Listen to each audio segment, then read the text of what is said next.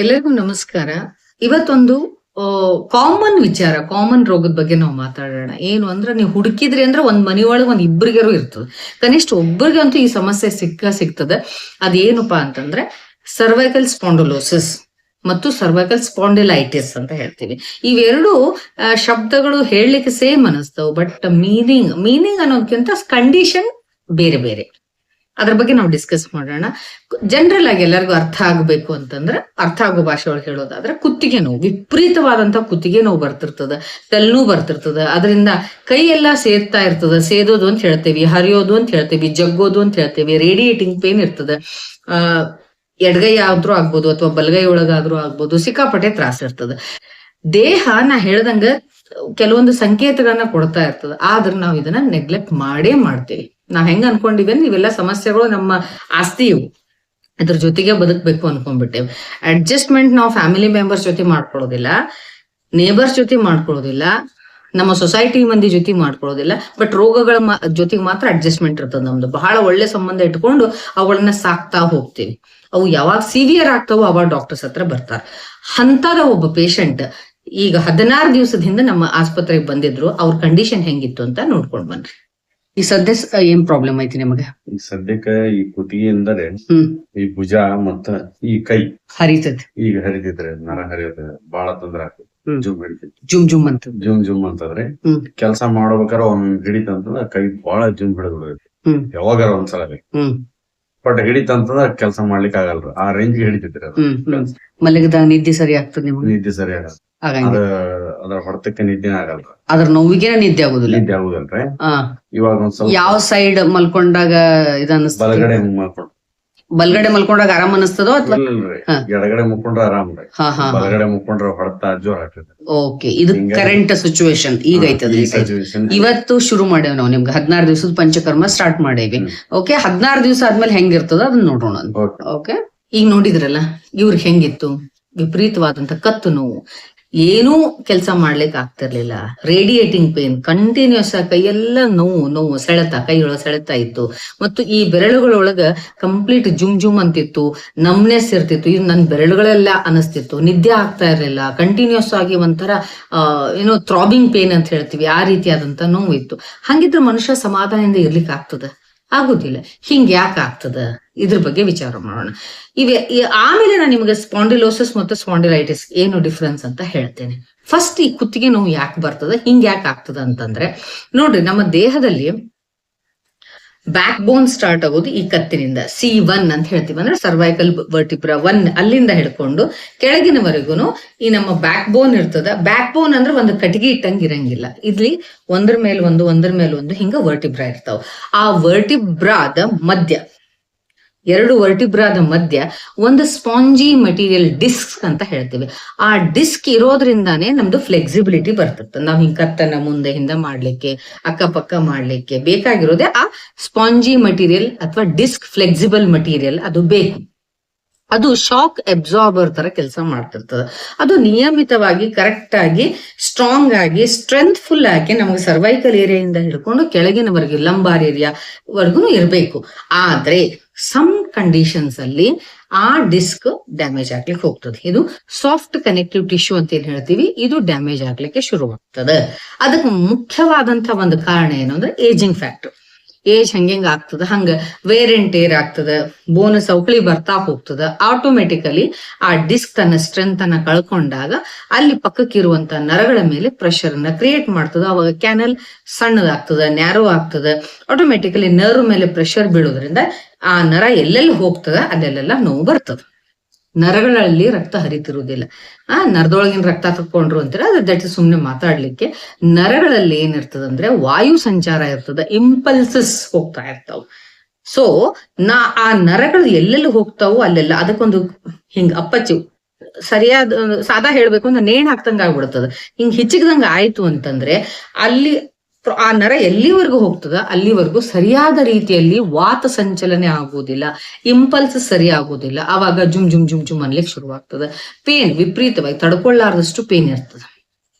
ಹಂಗಂದ್ರೆ ಈ ಸ್ಪಾಂಡಿಲೋಸಿಸ್ ಮತ್ತು ಸ್ಪಾಂಡಿಲೈಟಿಸ್ ಏನು ಡಿಫರೆನ್ಸ್ ಅಂದ್ರೆ, ಸರ್ವೈಕಲ್ ಸ್ಪಾಂಡಿಲೋಸಿಸ್ ಅಂದ್ರೆ ಇದು ಏಜ್ ಆದ್ಮೇಲೆ ವೇರ್ ಅಂಡ್ ಟೇರ್ ಇಂದ, ಎಲುಬಿನ ಸವಕಳಿಯಿಂದ ಮತ್ತು ನಮ್ಮ ದೇಹದಲ್ಲಿ ನ್ಯೂಟ್ರಿಷನ್ಗಳ ಕೊರತೆ ಆದಾಗ ಮಸಲ್ಸ್ ಡೌನ್ ಆಗ್ತಾ ಹೋದಂಗೆ ಏಜ್ ಆದ್ಮೇಲೆ ಬರುವಂತದ್ದಕ್ಕೆ ಸ್ಪಾಂಡಿಲೋಸಿಸ್ ಅಂತ ಹೇಳ್ತೀವಿ. ಆದ್ರೆ ಅದೇ ಇತ್ತಿತ್ತಲಾಗಿ ಈ ರೋಗ ಆಕ್ಚುಲಿ ಈಗ ಏಜ್ ಆದವ್ರಿಗೆ ಬಹಳ ಕಡಿಮೆ ಆಗಿದ್ರಿ. ಅದೇನೋ ಗೊತ್ತಿಲ್ಲ, ಸಣ್ಣವ್ರಿಗೆ ವಿಪರೀತ ಇರ್ತದೆ. 20-25 ವರ್ಷದಿಂದನೇ ಶುರು ಆಗ್ತದೆ, ಇಂಥವ್ರಿಗೆಲ್ಲ ಶುರು ಆಗ್ತದೆ.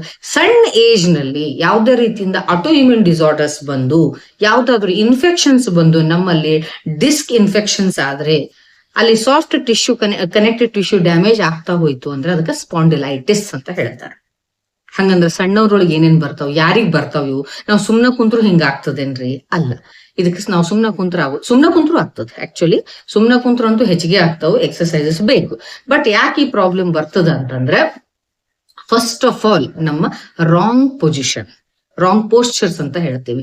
ಎಷ್ಟೋ ಮಂದಿ ನೀವು ನೋಡಿರ್ಬೇಕಲ್ಲ, ಮನೆಯೊಳಗ ಒಂದು ಸೀರಿಯಲ್ ನೋಡ್ಬೇಕಾದ್ರೆ ಒಂದು ನೆಟ್ ಹಿಂಗ್ ಸೀದಾ ಕುತ್ಕೊಂಡು ನೋಡಂಗಿಲ್ಲ. ಸೊಟ್ಟು ಮಲ್ಕೊಂಡು, ಸೋಫಾದ ಮೇಲೆ ಸೊಟ್ಟು ಮಲ್ಕೊಂಡು, ಆ ದಿವಾನ್ ಇತ್ತಂದ ಅದ್ರ ಮೇಲೆ ಸೊಟ್ಟು ಮಲ್ಕೊಂಡು, ಆ ಲೋಡನ್ನ ಎತ್ತಬೇಕತ್ ಇಟ್ಕೊಂಡು, ಕತ್ತಿ ಹೆಂಗ್ ಬೇಕ ಹಂಗ ಅನುಕೂಲ ಆಗಂಗ್ ಇಟ್ಕೊಂಡು ಟಿವಿಯನ್ನ ನೋಡ್ತಾರ. ಅದು ನಿಮಗ ಫಸ್ಟ್ ಏನು ಅನ್ಸುದಿಲ್ಲ. ಬಟ್ ಅದೇ ಕಂಟಿನ್ಯೂಯೇಷನ್ ಬಹಳ ದಿವಸ ಆಯ್ತು ಅಂತಂದ್ರೆ ನಿಮ್ಮ ಡಿಸ್ಕ್ ಮೇಲೆ ಬಹಳಷ್ಟು ಪ್ರೆಷರ್ ಬೀಳ್ತದೆ. ರಿಸಲ್ಟ್ ಏನಾಗ್ತದ ಅಂತಂದ್ರೆ ನರ್ವ್ಸ್ ಮೇಲೆ ಪ್ರೆಷರ್ ಆಗಿ ಅಲ್ಲಿ ಒತ್ತಡ ಬಿದ್ದು ಈ ರೀತಿಯಾಗಿ ಸ್ಪಾಂಡಿಲೈಟಿಕ್ ಪ್ರಾಬ್ಲಮ್ ಶುರು ಆಗ್ತದೆ. ಸೆಕೆಂಡ್ ಥಿಂಗ್ ಏನು, ಕೆಲವು ಪ್ರೊಫೆಷನ್ಸ್ ಅದಾವ್ರಿ. ಏನು ಉದಾಹರಣೆಗೆ ಅಂದ್ರೆ, ನನ್ನ ಹತ್ರ ಬಂದಂತ ಪ್ರೊಫೆಷನ್ಸ್ ಅಲ್ಲಿ ಒಬ್ರು ಗಿರ್ಮಿಟ್ ಮಾಡ್ತಿದ್ರು. ಅವ್ರು ಏನ್ ಮಾಡ್ತಿದ್ರು ಅಂದ್ರೆ, ಹಿಂಗ್ ಸ್ಪೂನ್ ಇರ್ತದಲ್ಲ ತಗೊಂಡು ಹಿಂಗ್ ನಿಂತ್ಕೊಂಡು ಗರ ಗರ ಗರ ಗರ ಗರ ಮಾಡ್ತಾರೆ. ಆಟೋಮೆಟಿಕಲಿ ಇಲ್ಲಿ ಸರ್ವೈಕಲ್ ಏರಿಯಾದಲ್ಲಿ ಪ್ರೆಷರ್ ಕ್ರಿಯೇಟ್ ಆಗಿ ಕಂಟಿನ್ಯೂಸ್ ಆಗಿ ದಿವಸಕ್ಕೊಂದು 100 ಪ್ಲೇಟ್ ಮಾಡ್ಕೊಡ್ಬೇಕು ಅಂದ್ರೆ ಎಷ್ಟೊತ್ತು ನಿಲ್ಬೇಕು ವಿಚಾರ ಮಾಡ್ರಿ. ಆ ರೀತಿಯಾಗಿ ಮಾಡೋದ್ರಿಂದನೂ ಕೂಡ ಸರ್ವೈಕಲ್ ಸ್ಪಾಂಡಿಲೋಸಿಸ್ ಬರ್ಲಿಕ್ಕೆ ಶುರುವಾಗ್ತದೆ, ಅಲ್ಲಿ ಡ್ಯಾಮೇಜ್ ಆಗ್ಲಿಕ್ಕೆ ಶುರುವಾಗ್ತದೆ. ಇನ್ನು ಥರ್ಡ್, ನಾನ್ ನೋಡಿದ ಪ್ರಾಕ್ಟಿಕಲ್ ಎಕ್ಸಾಂಪಲ್ ಹೇಳಿಕತ್ತೀನಿ. ಡೆಂಟಲ್ ಡಾಕ್ಟರ್ಸ್ ಪಾಪ ಅವ್ರಿಗೆ ಇಷ್ಟು ಸೆನ್ಸಿಟಿವ್ ವರ್ಕ್ ಇರ್ತದಂತಂದ್ರೆ, ಅವರು ತಮ್ಮ ಹೆಲ್ತ್ ಅನ್ನು ಕೂಡ ಗಮನ ಇಟ್ಕೊಳ್ಳಾರ್ದಂಗ ಪೇಷಂಟ್ಸ್ ಮೇಲೆ ಸೂಕ್ಷ್ಮವಾದ ಕೆಲಸ, ರಿಯಲಿ ವೆರಿ ವೆರಿ ಸೆನ್ಸಿಟಿವ್ ಕೆಲಸ ಅದು. ಅಷ್ಟು ಸೂಕ್ಷ್ಮವಾದ ಕೆಲಸವನ್ನ ಮೈಂಡ್ಫುಲ್ ಆಗಿ ಮಾಡ್ಬೇಕಾದ್ರೆ ಬಹಳಷ್ಟು ತಮ್ಮ ಸರ್ವೈಕಲ್ ಏರಿಯಾದ ಮೇಲೆ ಪ್ರೆಷರ್ ಅನ್ನು ತಗೊಳ್ತಾರ.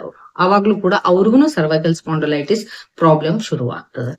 ಇನ್ನು ನೆಕ್ಸ್ಟ್ ನಾನ್ ನೋಡಿದ್ದು ಏನಪ್ಪಾ ಅಂದ್ರೆ, ಈ ಒಂದು ಪೇಷಂಟ್ ಅಂತೂ ನಂಗೆ ನೆನಪಿದೆ, ಕಂಪ್ಲೀಟ್ ಕಾಂಪೌಂಡ್ ಅನ್ನ ಕಸ ಗುಡಿಸೋದು ಒಂದೇ ಕೈಯಿಂದ.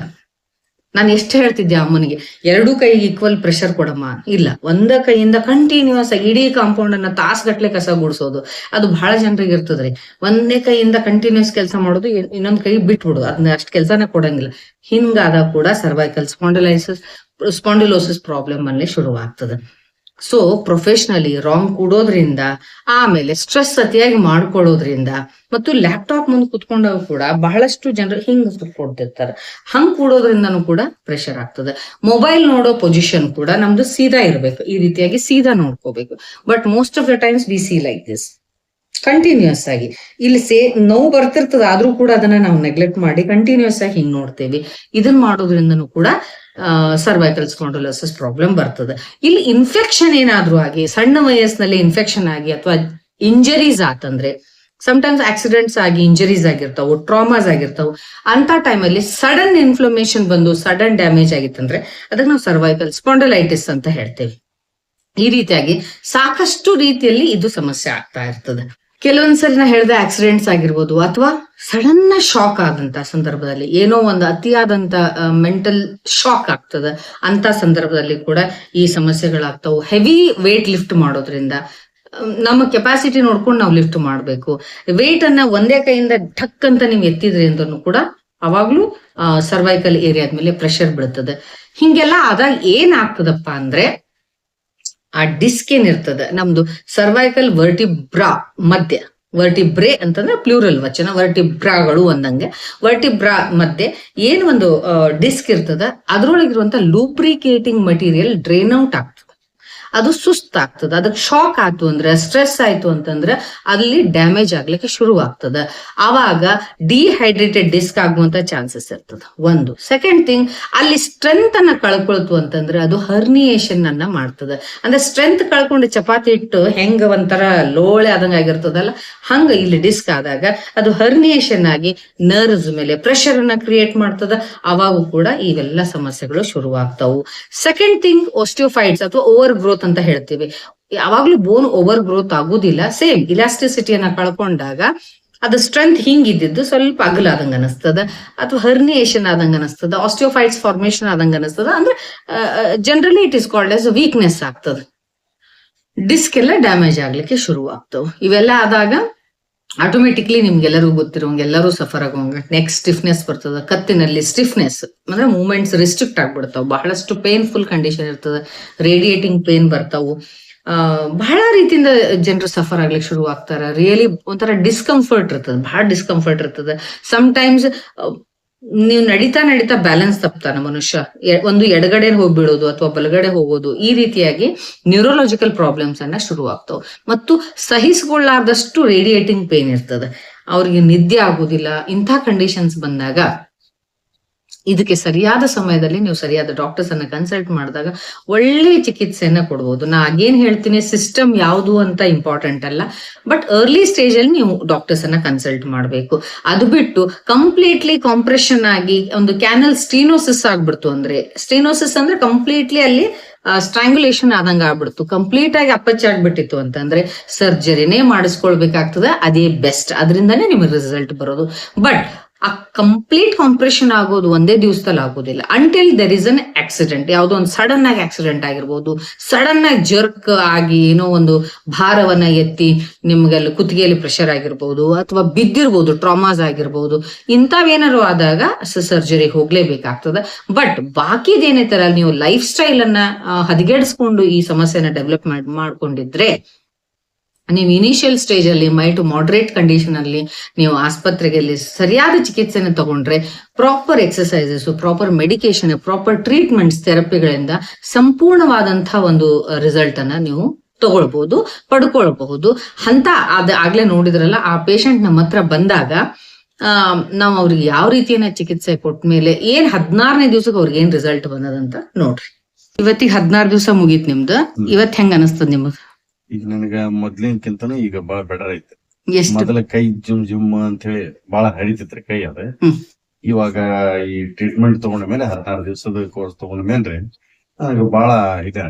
ಅಂದಾಜ್ ಒಂದು 80% ಅಂತೂ ಫುಲ್ ಓಕೆ ಐತಿ, ಆರಾಮ ಐತಿ. ಈಗೆಲ್ಲ ಕೆಲಸ ಮಾಡ್ಲಿಕ್ಕೆ ನಿದ್ದಿನೂ ಆಗ್ಲಿಕತ್ತದ, ಸರಿಯಾಗಿ ಆಗ್ಲಿಕತ್ತದ, ಊಟನೂ ಬರೋಬ್ಬರ ಹೋಗ್ತದೆ, ಹೊಂಟದ, ಕರೆಕ್ಟ್ ಆಗ್ತದೆ ಎಲ್ಲ. ಓಕೆ, ಇನ್ನು 3 months ಓರಲ್ ಮೆಡಿಸಿನ್ಸ್ ಹೊಟ್ಟೆ ತಗೊಂಡು ಎಕ್ಸರ್ಸೈಸ್ ಕಂಟಿನ್ಯೂ ಮಾಡ್ರಿ, ಸಾಕು, ಆರಾಮಾಗ್ತದೆ.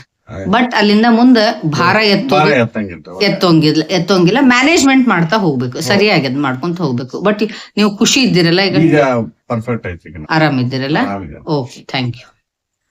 ಈಗ ನೀವು ನೋಡಿದ್ರಲ್ಲ, ಇವ್ರಿಗೆ almost 85 to 90% results within 16 days ಅವ್ರಿಗೆ ನಾವು ರಿಸಲ್ಟ್ ಅನ್ನ ಕೊಟ್ಟಿವಿ. ಮುಂದೆನೂ ಕೂಡ ಅವ್ರಿಗೆ 3 months ಮೆಡಿಕೇಶನ್ ಜೊತೆಗೆ ಪ್ರಾಪರ್ ಆದಂತ ಸರ್ವೈಕಲ್ ಎಕ್ಸರ್ಸೈಸಸ್ ಅನ್ನ ಹೇಳ್ಕೊಡ್ತೀವಿ. ಸರಿಯಾಗಿ ಯಾವ ರೀತಿ ಮಲ್ಕೊಳ್ಬೇಕು, ಯಾವ ರೀತಿಯಾಗಿ ಕುತ್ಕೊಳ್ಬೇಕು, ಅಂದ್ರೆ ಪೋಸ್ಚರ್ಸ್ ಅನ್ನ ಹೆಂಗ್ ಸರಿಯಾಗಿ ಇಟ್ಕೊಳ್ಬೇಕು ಅನ್ನೋದನ್ನ ಹೇಳ್ಕೊಟ್ಟಿರ್ತೀವಿ.